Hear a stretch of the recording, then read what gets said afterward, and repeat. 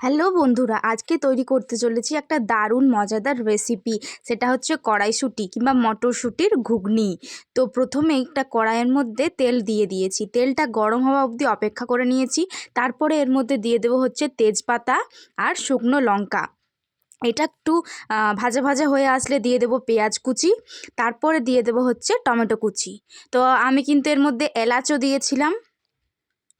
তো এরপরে এর মধ্যে দিয়ে দেবো হচ্ছে আদা রসুন বাটা। আদা রসুন দুটো একসাথে পেস্ট করা ছিল, তো সেই পেস্টটা এর মধ্যে দিয়ে দিলাম। তো এরপর দিয়ে দেবো হচ্ছে স্বাদ মতো লবণ এর মধ্যে দিয়ে দেবো। তো এরপরে দিয়ে দেবো হচ্ছে হলুদ গুঁড়ো। আপনারা চাইলে যেমন মটরশুঁটি লাগবে সেই পরিমাণে মশলা অ্যাড করবেন। এরপর দিয়ে দিলাম শুকনো লঙ্কা গুঁড়ো, জিরে গুঁড়ো ও ধনে গুঁড়ো একসাথে পেস্ট করা ছিল। তো তারপরে দেখো মশলার গ্রেভিটা কত সুন্দর তৈরি হয়ে এসছে, পুরো লাল লাল। এরপরে এর মধ্যে দিয়ে দেবো সেদ্ধ করা আলুগুলো আগে থেকে প্রেসার কুকারে সেদ্ধ করে নিয়েছিলাম, এর মধ্যে দিয়ে দিলাম। তারপরে পুরো মিক্সচারটা একবারে ভালো করে কষিয়ে নিয়েছি।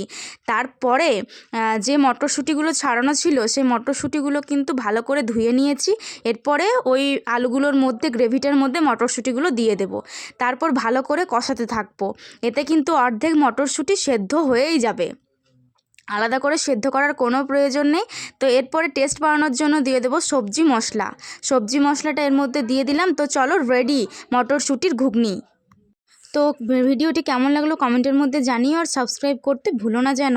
টাটা।